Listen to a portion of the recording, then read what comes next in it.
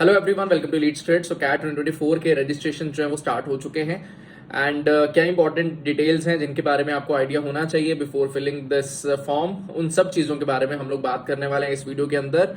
कोई भी कंसर्न आपका इसके बाद में नहीं बचेगा, बट स्टिल अगर आपको कुछ और भी कंसर्न्स रहते हैं and you want to ask it, तो आपके पास में कमेंट सेक्शन में जो भी क्वेरीज होंगे आप पूछ सकते हो एंड उनका मैं रिजॉल्व जो है वो कर दूंगा। So first of all if we talk about the important dates, तो कैट के जो रजिस्ट्रेशन हैं वो अगस्त 1 2024 से ओपन हो चुके हैं from 10 AM and the registration will be there till September 13 2024। This is going to extend for sure. बहुत हाई चांसेस हैं 1 वीक एक्सटेंड होता है हर ईयर, बट हमें उतना रिस्क नहीं लेना है। फॉर्म तो आपको भरना ही है, तो आप अननेसेसरी इसको डिले ना करते हुए अपना फॉर्म जो है वो पहले ही भर लेना।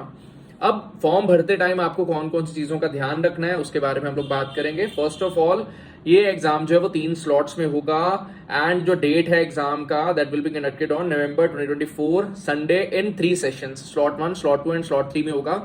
आप अपना स्लॉट खुद से पिक नहीं कर सकते हो कि यार मुझे मॉर्निंग स्लॉट चाहिए या आफ्टरनून स्लॉट चाहिए या इवनिंग स्लॉट चाहिए। ये आपके पास में ऑप्शन नहीं है। ये ऑटोमेटिकली जब आप फॉर्म फिल कर दोगे तो रैंडमली आपको स्लॉट जो है वो मिलेगा। जो भी स्लॉट मिलेगा उसमें आपको जाकर पेपर देना होगा। अब कुछ स्टूडेंट्स का ये डाउट आता है कि अगर मैं पहले भर रहा हूँ फॉर्म तो क्या मुझे घर के एकदम पास वाला सेंटर मिल जाएगा, और मैं अगर बाद में भर रहा हूँ तो मुझे घर के दूर सेंटर मिल जाएगा। तो ऐसा कुछ भी नहीं है। हम हर ईयर देखते हैं कि जिस स्टूडेंट ने फर्स्ट डे भरा था उसको 100-200 किलोमीटर दूर का मिला होता है स्लॉट, एंड जो लोग एंड वाले दिनों में भर रहे होते हैं उनको जो है वो बिल्कुल घर के 2-4 किलोमीटर की रेंज में भी स्लॉट मिला होता है। ये रैंडम है, एक्सट्रीमली रैंडम है। आप ये नहीं प्रिडिक्ट कर सकते कि अगर आप पहले भर रहे हो या आप मिडल में भर रहे हो या आप एंड में भर रहे हो तो उस अकॉर्डिंग आपको स्लॉट मिलेगा। सब लोग भर लेंगे, उसके बाद में रैंडमली असाइन होगा, तो आप नहीं प्रिडिक्ट कर सकते हो। तो अननेसेसरी इस चीज के ऊपर डिस्कशन का कोई पॉइंट नहीं है। आप जब कंफर्टेबल हो आप भर सकते हो, आपके पास डॉक्यूमेंट्स अवेलेबल हैं, आप उस टाइम पे भर दो। अननेसेसरी एंड तक डिले मत करना, ठीक है। देन हमारे पास में ड्यूरेशन जो होगा टेस्ट का वो 120 मिनट्स का होगा, जिसमें 3 सेक्शंस रहेंगे: verbal ability and reading comprehension, data interpretation and logical reasoning, and third section will be quantitative ability. Then candidates will be allotted exactly 40 minutes for answering questions in each section। 40-40-40 जैसा आप preparation कर रहे हो, आपको basic idea है उन details का, वही सेम चीजें यहाँ पे मेंशन है, nothing fancy about it. Then ये हमारे पास में सिनेरियो अवेलेबल है। Now if we talk about the eligibility, काफी सारे स्टूडेंट्स को इस बात में कई बार पता ही नहीं चलता एंड वो कई बार एलिजिबल ही नहीं होते एंड वो फॉर्म फिल कर देते हैं। यहाँ पे आप चेक करिए, the candidate must hold a bachelors degree with at least 50% marks और इक्विवेलेंट CGPA। तो अगर आपका 48-49% रह गया है ग्रेजुएशन में तो आप कैट के लिए एलिजिबल नहीं हो। इवन इफ आप कैट अपीयर करके 99.9 परसेंटाइल भी ले आओगे तब भी आपका स्कोप नहीं है, क्योंकि आप फर्स्ट साइकिल में ही एलिमिनेट हो जाओगे कि आपका 50% का एलिजिबिलिटी क्राइटेरिया फुलफिल नहीं हो रहा। Also if you are from any reserve category, तो scheduled caste, scheduled tribe and person with disability, उनके लिए यहाँ पे एडवांटेज हो जाता है 5% का, तो वो 45% उनका मिनिमम होना चाहिए ग्रेजुएशन में, then they will be eligible. Then जो students candidate appearing for the final year of bachelor degree, तो जैसे अभी 2024 चल रहा है, तो अगर आपका नेक्स्ट ईयर 2025 में कॉलेज ओवर हो जाएगा जून जुलाई तक, then you are eligible for this exam this year itself. अगर आप ऑलरेडी पास्ड आउट हो तो ऑटोमेटिकली आप एलिजिबल हो। कोई एज का रिस्ट्रिक्शन नहीं है कि अगर आप 25+ हो या 30+ हो तो आप दे नहीं सकते हो एग्जाम, तो वो कोई लिमिटेशन नहीं है। बट आपका फाइनल ईयर ग्रेजुएशन का अभी चल रहा हो, आप नेक्स्ट ईयर पास आउट हो जाओ या फिर ऑलरेडी पास आउट हो चुके हो अपनी ग्रेजुएशन में, then you are eligible for this exam. Then candidates applying for CAT 2024 should fulfil any one of the following conditions. आप ये चेक कर सकते हो: बैचलर डिग्री कंप्लीट हो चुका हो with required percentage, completed professional degree, और ये सब हो, should be in the final year, ये सब हो, ठीक है। तो आई होप सो इसका आपको आइडिया लग चुका है। बाकी जो आपका परसेंटेज कन्वर्जन का तरीका है, CGPA जो भी आपका कॉलेज का जो वे है, उस अकॉर्डिंग आपका परसेंटेज जो है वो कन्वर्ट करके आपको वैल्यूज जो है वो नोट डाउन करना होगा। Now if you talk about reservation, तो आप ये पॉइंट्स को यहाँ पे वीडियो को पॉज करके देख सकते हो। Now if you talk about the information bulletin, यहाँ पर भी काफी सारे इंपॉर्टेंट डेटा पॉइंट्स हैं, आपको इसका भी काफी ज्यादा आइडिया लेना चाहिए सो दैट बाद में कोई प्रॉब्लम ना हो। अब होता क्या है कि स्टूडेंट्स को जैसे जब आप फॉर्म फिल कर रहे हो तो आपको मल्टीपल आईएम्स का ऑप्शन आता है एंड मल्टीपल आईएम्स में मल्टीपल प्रोग्राम्स का भी ऑप्शन आता है सिलेक्ट करने के लिए। तो अभी स्टूडेंट्स को नहीं पता होता कि यार मुझे बिजनेस एनालिटिक्स में इंटरेस्ट है या नहीं है, या मैं मार्केटिंग ओरिएंटेड सोच रहा हूँ या मैं फाइनेंस ओरिएंटेड सोच रहा हूँ, तो उनको ज्यादा आइडिया नहीं होता। कई बारी जो है वो मिस आउट कर देते हैं इस चीज को और वो कोई फॉर्म भरते ही नहीं है। जैसे IIM लखनऊ का कोई स्पेसिफिक एग्री प्रोग्राम है या LSM प्रोग्राम है, आपको अभी आइडिया नहीं हो और आप भरते नहीं हो, बाद में आपको ऑप्शन मिल जाता तो आप उसको लेना चाहोगे, बट अभी क्योंकि आपने फॉर्म ही नहीं भरा तो वो ऑप्शन आपके हाथ से निकल जाता है। तो हमें ये प्रॉब्लम बिल्कुल भी क्रिएट नहीं करना है, हमें इस चीज का ध्यान रखना है कि हमें सारे के सारे जो है वो ऑप्शंस को टिक कर देना है वाइल सिलेक्टिंग द प्रोग्राम्स। हमें ये नहीं सोचना कि भाई इसमें मेरा इंटरेस्ट नहीं है, मैं इसमें नहीं जाना चाहूंगा, वो बाद में देखेंगे यार।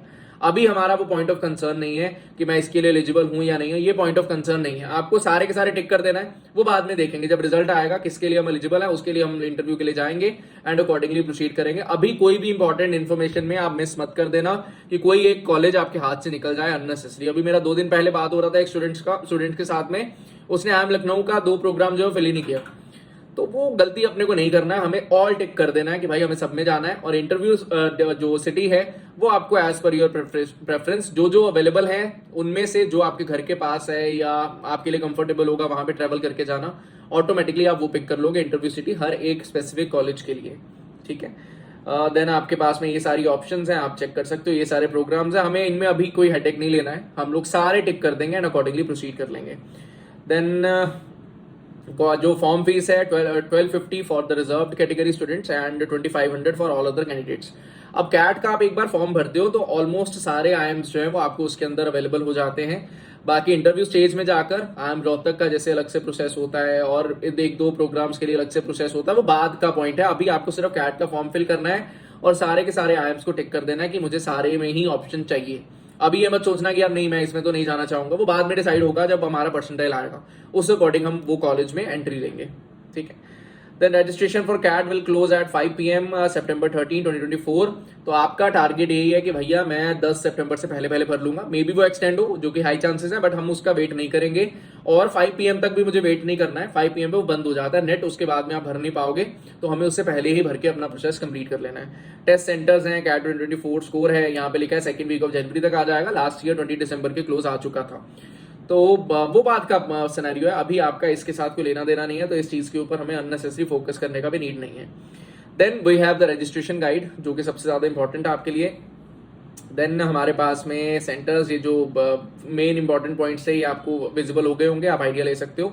Now if you talk about the registration guide जो आपके लिए सबसे ज्यादा इंपॉर्टेंट है, सबसे पहले आपको अपना रजिस्ट्रेशन करना होगा जिसमें आप unique ID and password create करोगे। ये लिंक है उस साइट का, आप इस पर क्लिक करोगे, then you will be able to open this particular site. तो आपका जैसे ये पेज आप ओपन करोगे तो आपको न्यू कैंडिडेट रजिस्ट्रेशन पे जाना है एंड यहाँ पे जाकर आप रजिस्टर करोगे अपने आप को, सारी डिटेल्स यहाँ पे लोड हो जाएंगी एंड देन यहाँ पे आप इसको क्लोज करके ट्राई करना। अगर कोई भी प्रॉब्लम आया आपको तो इनकॉग्निटो मोड में ओपन करिएगा ब्राउजिंग विंडो में, यहाँ पे जाकर आपको इनकॉग्निटो मोड का ऑप्शन मिल जाएगा, न्यू इनकॉग्निटो विंडो, तो इसके थ्रू आप ओपन करके प्रोसीड कर सकते हो। The name of the candidate आपको फिल करना है, candidate name should be entered exactly as it appears on 10th SSC certificate, only alphabets are allowed. तो जो नेम है एग्जैक्ट नेम आपको फिल कर देना है, date of birth, email address. एक चीज और, ईमेल एड्रेस आप नया मत बनाना कैट के लिए। होता क्या है कि जीमेल जो है या कोई भी आप जो मेल यूज कर रहे हो, कई बारी न्यू आईडी जो है वो बंद हो जाता है किसी भी रीजन की वजह से। तो आपने अगर यही फॉर्म भर दिया और जो डिटेल्स आपको वहां पे आने वाली है ईमेल पे वो आपको नहीं आ पाएंगी, तो अपना प्राइमरी ईमेल आईडी जो आप ऑलरेडी रन कर रहे हो, जो ऑलरेडी यूज में है, आप उसको ही यूज करना, सो दैट अननेसेसरी जो है वो ट्रबल हमारे लिए इंक्रीज ना हो। Then you need to use the country mention कर देना यहाँ पे, देन अपना mobile number and confirm mobile number. अब आपको वही मोबाइल नंबर यूज करना है जो ऑटोमेटिकली आप as a primary contact number use कर रहे हो, सो दैट कोई भी डिटेल्स आपको आती है तो आपको इमीडिएटली वो मिल जाए। देन आपका OTP वेरिफिकेशन होगा, जो होगा वो बहुत सिंपल प्रोसेस है, आप जैसे जैसे करते जाओगे आपको अपने आप से पता चलता चला जाएगा। आपका यूजर आईडी बन जाएगा एंड देन आप अपनी डिटेल्स फिल करोगे। इसके बाद में बिल्कुल मतलब इस चीज को ध्यान से भरना कि आप कोई भी मिस्टेक इसमें ना करो। वेरिफिकेशन होगा, कैप्चा होगा, डिक्लेरेशन होगा, कंफर्मेशन ऑफ रजिस्ट्रेशन होगा, ये हो जाएगा। इसके बाद में आप लॉगिन करोगे 2024 वेबसाइट कैट के लिए जो है। लॉगिन करने में आपको यूजर आईडी एंड पासवर्ड डालना होगा जो आपको ईमेल पे अवेलेबल हो जाता है और मोबाइल नंबर पे भी अवेलेबल हो जाता है, लिखा हुआ है the user ID and password will be send to your registered email address and not to the registration mobile number. तो आपकी ईमेल पे आ जाएगा जो भी आप ईमेल यूज करोगे एंड उसके अकॉर्डिंगली आपको आईडी एंड पासवर्ड डाल के लॉगिन करना है। देन इसके बाद का अगला प्रोसेस आपको अपनी personal details, academics, work experience, programs, test city and declaration जो है वो फिल करना होगा। अब इसके बारे में भी मैं बता देता हूँ जो इंपॉर्टेंट डेटा जिसमें स्टूडेंट्स गलती करते हैं। देखिए, अगर कैंडिडेट्स नेम पूछा है उसमें आप फर्स्ट नेम को फर्स्ट नेम डालोगे ऑब्वियसली। मिडिल नेम अगर आपका है तो बहुत अच्छी बात है, नहीं है तो भी कोई दिक्कत नहीं है।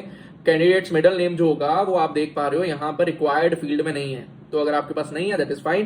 Candidate last name that is surname, वो भी रिक्वायर्ड फील्ड नहीं है। अगर आप सरनेम यूज नहीं करते हो, आप फर्स्ट नेम ही यूज करना चाहते हो, तो वो ऑटोमेटिकली यहाँ पर कैंडिडेट नेम बन के आ जाएगा। Then father's name, mother's name, spouse name exist करता है, ठीक है, नहीं तो नहीं।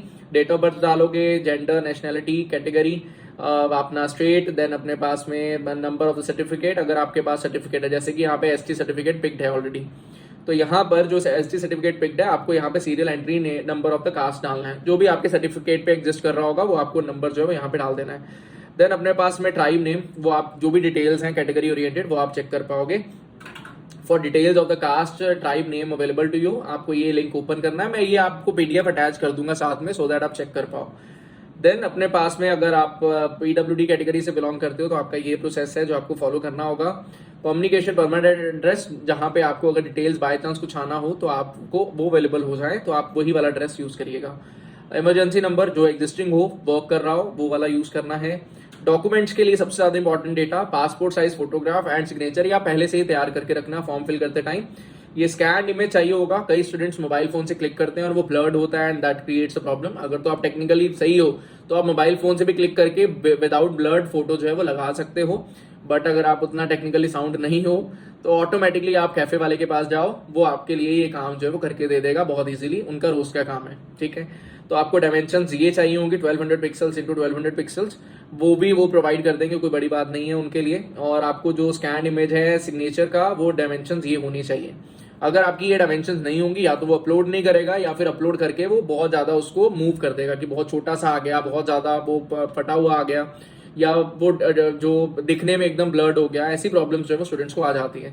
और एक चीज का ध्यान रखना, जो भी फोटोग्राफ आप यूज करोगे उसमें बैकग्राउंड आपका व्हाइट होना चाहिए, क्लियर होना चाहिए, रिसेंट हो, ऐसा ना हो कि उसमें आप बहुत बच्चे लग रहे हो और अभी आप पहचान में ही नहीं आ रहे, तो अननेसेसरी एग्जाम के दिन पे फिर प्रॉब्लम्स आती हैं। तो प्लीज इस चीज का ध्यान रखना कि 6-7 महीने 1 साल तक का हो, वो ज्यादा पुराना ना हो, फेस आपका एकदम चेंज हो गया होगा तो उनके लिए भी डिफिकल्टी हो जाता है एंड एग्जाम के डे पे आपके लिए प्रॉब्लम्स राइज होती हैं। और जो फाइल होगा वो जेपीडी फॉर्मेट में होगा या जेपीईजी फॉर्मेट में होगा, और फाइल साइज जो है that should not be more than 80 KB। आप एक MB का फोटो अपलोड करोगे तो वो उतना अपलोड नहीं करने देगा, इतने साइज के फोटो चाहिए। इजी है छोटे साइज का फोटो बनाना, बट स्टिल अगर आपको नहीं आता कैफे वाले के पास जाओ, 50 रुपए लेगा और वो कर देगा, ठीक है। देन इसके बाद में यहाँ पे लिखा है photo should not be more than 6 month old. Basic वही है कि यार फेस आपका एकदम ही चेंज ना हो गया हो, समझ में ही ना आए, पहचान में ना आए बंदा कौन है, वैसा नहीं होना चाहिए। देन आपके पास जो भी वैलिड सर्टिफिकेट है वो सेंट्रली अप्रूव्ड होना चाहिए, स्टेट का सर्टिफिकेट अप्लाई नहीं होता। आपको उसका PDF स्कैन करना और वो अपलोड कर देना है, और अगर आपके पास PW सर्टिफिकेट है तो वो आपको स्कैन करके अपलोड कर देना है। अब जो भी आप अपलोड करोगे यहाँ पे, चाहे वो फोटोग्राफ हो चाहे वो सिग्नेचर हो, जो भी करोगे उसको एक बार व्यू करके देख लेना कि भाई वो दिखने में कैसा लग रहा है। ऐसा तो नहीं कि वो बहुत ज्यादा छोटा हो गया है, एकदम ही एक्सपैंड हो चुका है, वैसा सिनेरियो नहीं होना चाहिए। एक बार ही अपलोड करने के बाद व्यू का ऑप्शन है, व्यू करके आप देख लेना कि वो एकदम सही से अपलोड हुआ है या नहीं हुआ। देन सेव एंड नेक्स्ट करोगे, then you need to input your academic details. Academic details में 10th 12th ग्रेजुएशन वो सारी डिटेल्स चलेंगी। अगर आपने मास्टर डिग्री करा है तो आप मास्टर्स डिग्री डालोगे। अब कुछ स्टूडेंट्स का ग्रेजुएशन ऑलरेडी ओवर नहीं हुआ होगा, तो अगर आपका ग्रेजुएशन ओवर नहीं है तो जब तक के आपके परसेंटेजेस अवेलेबल है आपको वो डालने होंगे। अब अपने पास में जैसे 10th के स्कोर्स हैं तो कई स्टूडेंट्स के टॉप 5 कंसिडर होता है उनकी जो भी बोर्ड का सिस्टम है, कुछ में टॉप 6 होता है, कुछ में टॉप 7, जो भी सिनेरियो है। कैट आपसे सिर्फ और सिर्फ जो मार्क्स आपको अवेलेबल हैं, चाहे वो 5 सब्जेक्ट्स में आपने अपीयर किया हो चाहे 6 सब्जेक्ट्स में अपीयर किया हो, आपको सारे के सारे चाहिए। टॉप 5, टॉप 4, टॉप 3 वो सिनेरियो नहीं चलता है। मे भी आपने जैसे 6 सब्जेक्ट्स दिए, उसमें आपको 90 90 90 90 6 बार मिला, और एक सब्जेक्ट में आपको ग्रेड मिला, A ग्रेड या A+ ग्रेड, B ग्रेड, वो ग्रेड काउंट नहीं होता। अगर आपको CGPA मिला है सब में तो CGPA सबका काउंट होगा। अगर आपको मार्क्स मिले हैं सब में, वो सारे के सारे मार्क्स काउंट होंगे। जैसे मे बी फिजिकल एजुकेशन है तो उसके आपको मार्क्स कुछ मिले हैं और बाकी सब्जेक्ट्स के भी मार्क्स मिले, इवन इफ वो आपका जो सब्जेक्ट था वो एक्स्ट्राज में था, then also it will be counted. आप उसको छोड़कर आगे नहीं बढ़ सकते हो। जिस भी सब्जेक्ट में आपको मार्क्स या CGPA मिला है दैट विल बी काउंटेड। अगर ग्रेड मिला है A+ ग्रेड, उसको कन्वर्जन कोई फैक्टर नहीं है तो वो काउंट नहीं किया जाएगा। बाकी अगर आपका मार्क्स या CGPA मिला है दैट विल बी काउंटेड। अब जैसे CBSE का एग्जांपल दें तो CBSE 9.5 के मल्टीपल पे चलता है, तो आपको 9.5 के अकॉर्डिंगली मूव करना होगा। बट हर एक 9.5 के मल्टीपल्स में नहीं चलता, हर एक बोर्ड का अलग सिस्टम है। तो जो आपके बोर्ड का सिस्टम होगा उस हिसाब से उसको परसेंटेजेस में कन्वर्ट कर लेना होगा, ठीक है। Then same goes for the 12th as well and graduation as well. तो जो सिनेरियो आपका जो कॉलेज है वो फॉलो करता है या यूनिवर्सिटी फॉलो करता है वही सेम, या फिर आपका जो बोर्ड फॉलो करता है वही सेम आपको मूव कराना है। बट आपके जितने भी सब्जेक्ट्स हैं जिनमें आपने अपीयर करा और आपको मार्क्स या CGPA मिला है दैट विल बी काउंटेड, ठीक है। देन उसके बाद में जो भी डिटेल्स आप यहाँ पे फिल करोगे, जो भी आपका बोर्ड नेम है, मंथ ईयर ऑफ कंप्लीशन। अब मंथ ईयर एंड कंप्लीशन के लिए काफी सारे स्टूडेंट्स डाउटफुल होते हैं कि यार कहीं पे मेंशन नहीं है कितना होगा, तो आप उसको जून 2025 या 2024 या 2023 जब भी वो आप जिस ईयर में भी पास आउट हुए तो उस हिसाब से कर सकते हो। जून का आप जुलाई भी लिख दोगे तो कोई फर्क नहीं पड़ेगा, या जून का आपने जो है वो जुलाई या जून जो भी लिख लिया, मतलब ऑलमोस्ट इस ईयर पे इस टाइम पे खत्म होते हैं कॉलेजेस, तो आप उसको फिल कर सकते हो, उससे कभी भी कोई प्रॉब्लम क्रिएट नहीं होता है। अब एक चीज का और ध्यान रखना कि एग्रीगेट परसेंटेजेस जो होंगे वो आपकी अप्रोक्सीमेट होंगे। जैसे कि अगर आपका परसेंटेज बन रहा है 70.16666, तो आपको 70.17 उसको मेंशन कर देना है, वो अप टू 2 डेसिमल प्लेसेस आपको वैल्यू डालना है। मे बी आपका 80 एग्जैक्ट परसेंटेज हो तो आपको 80.00 डालना होगा and then it will proceed further, ठीक है।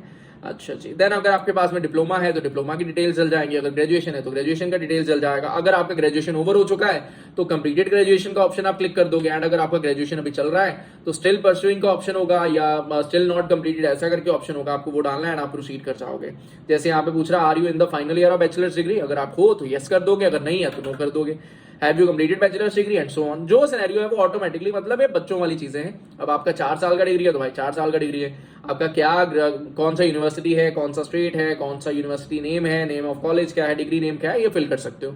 एक बहुत ज्यादा कॉमन कंसर्न आता है कि दिल्ली यूनिवर्सिटी का ऑप्शन नहीं आ रहा, तो भाई वो यूनिवर्सिटी मांग रहा है तो दिल्ली यूनिवर्सिटी 2 बार नहीं ना हो जाएगा, तो दिल्ली का ऑप्शन आपको मिलेगा दिल्ली। अब यूनिवर्सिटी के अंदर दिल्ली सेलेक्ट कर लोगे, ये सिनेरियो है, कॉमन सेंस वाली चीजें हैं, आप अपने आप से कर सकते हो।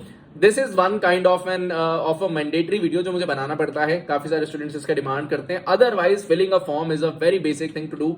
आप ये अपने आप से कर पाओ, ये बहुत ज्यादा इंपॉर्टेंट चीज है भाई, हमें अभी लाइफ में बहुत बड़ा करना है, तो ये बहुत छोटी सी चीज है जो हम अपने आप से कर ले, इतना एक्सपेक्टेशन आपको अपने आप से रखना चाहिए। Do not be dependent on others for this particular things, बहुत बेसिक थिंग्स है इसलिए मैं बात कर रहा हूँ। देन हमारे पास में जो डिसिप्लिन है एंड सो ऑन, जो भी डिटेल्स है आप फिल करते जाओगे और आगे चलते जाओगे। एंड मास्टर्स डिग्री अगर आपके पास होगा तो ऑटोमेटिकली आप डिटेल्स डाल दोगे, एंड नहीं होगा तो नहीं डालोगे। प्रोफेशनल डिग्री होगा तो आप डिटेल्स ऐड कर दोगे, नहीं होगा तो नहीं करोगे, सिंपल सी वो बात है।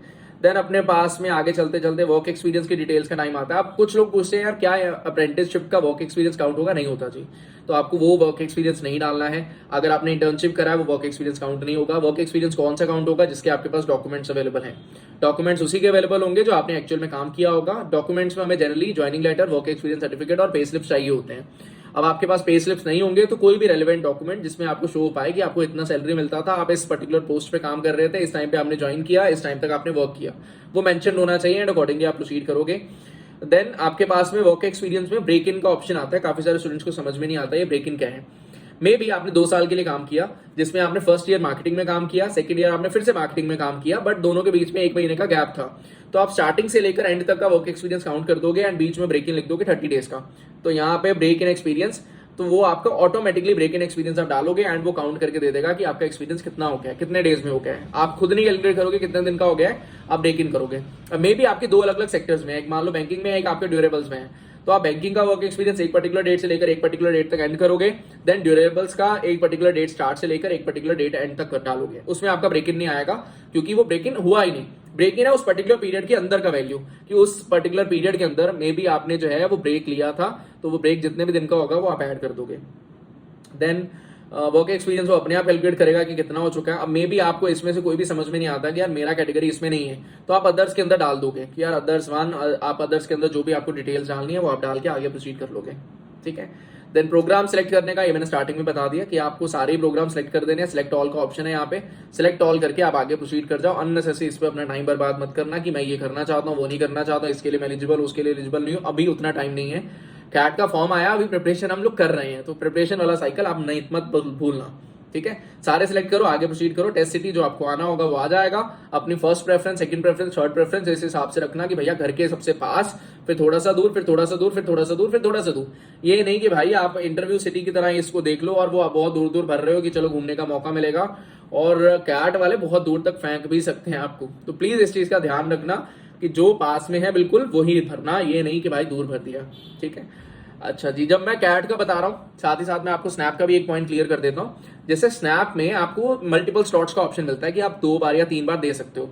तो फर्स्ट स्लॉट जैसे कैट में है कि आप प्रेफरेंस सिटी भर रहे हो कि पहला सिटी मुझे यहाँ पे देना, दूसरा ये, तीसरा ये, चौथा ये ऑप्शन है मेरे पास, इस ऑर्डर में आप मुझे सिटी अलाउ कर दो। अगर मैं बात करूँ स्नैप का, तो स्नैप में आप एक ही सिटी में तीनों स्लॉट्स दे सकते हो। तो जल्दीबाजी में ये गलती मत कर देना, कि आप दूर दूर की सिटीज भर के बैठ जाओ कि शायद यहाँ पे प्रेफरेंस पूछ रहा था। स्नैप में ही गड़बड़ मत कर देना, काफी लोगों ने लास्ट ईयर ये किया था, इसलिए मैं ये पॉइंट ऐड ऑन यहीं पे कर दे रहा हूँ। देन डिक्लेरेशन होगा, आप फिल करोगे एंड उसके बाद में आपका पेमेंट होगा। पेमेंट आप ऑनलाइन मेथड से कर सकते हो। ये आपके सिनेरियो नेट बैंकिंग हो, आपके पास यूपीआई क्यूआर हो, भीम यूपीआई क्यूआर हो, रुपए डेबिट कार्ड्स हो, यूपीआई हो, डेबिट कार्ड्स हो, ये सारी ऑप्शंस अवेलेबल है। ये आप इजीली मैनेज कर सकते हो, इसमें कोई बड़ी बात नहीं है। देन आपको पेमेंट मोड कौन सा चूज करना है, एसबीआई ई पे या पेयू। कई बार कोई पेमेंट गेटवे डाउन हो जाता है और वो पेमेंट नहीं हो पाता, तो आप उसको चेंज करके अपना पेमेंट कंप्लीट कर पाओगे। एंड देन आप कैप्चा आई हैव प्रीव्यूड ये करोगे। देन आप इसका प्रीव्यू एक बार कर लेना कि यार सब कुछ सही है, डिटेल सारी करेक्ट है, कोई दिक्कत परेशानी तो नहीं। देन आप इसको सबमिट कर दोगे एंड उसके बाद आपका पेमेंट करके सारा प्रोसेस कंप्लीट हो जाएगा। आई होप सो आपको सारी डिटेल्स जो है वो अच्छे से क्लियर हो चुकी हैं कैट फॉर्म के बारे में। अगर कोई भी डाउट आपको बचता है, आप पूछना चाहते हो, आप नीचे कमेंट सेक्शन में पूछ सकते हो। सो that is all from my side. अपना अपना ध्यान रखें। और अभी हमने फॉर्म भरा है पेपर के लिए, अभी हमारा प्रिपरेशन बहुत डिटेल्ड लेवल पे चल रहा है, तो प्लीज उस पर ज्यादा ध्यान देते हुए अननेसेसरी फैक्टर्स के ऊपर टाइम कम देना। एंड मेरा सेंटर ये आएगा या वो आएगा, मैं क्या कैसे प्रिपरेशन करूं, पूरा ध्यान अपना प्रिपरेशन जो हम लोग कर रहे थे, ये फॉर्म आना था, this is one of the part, तो आप वो पार्ट को फुलफिल कर लिए, फॉर्म आपने फिल कर लिया, दैट इज ऑल। अब आपको दोबारा से प्रिपरेशन में लग जाना है। So that is all from my side. Thank you and happy learning. All the best for your preparations. Bye bye.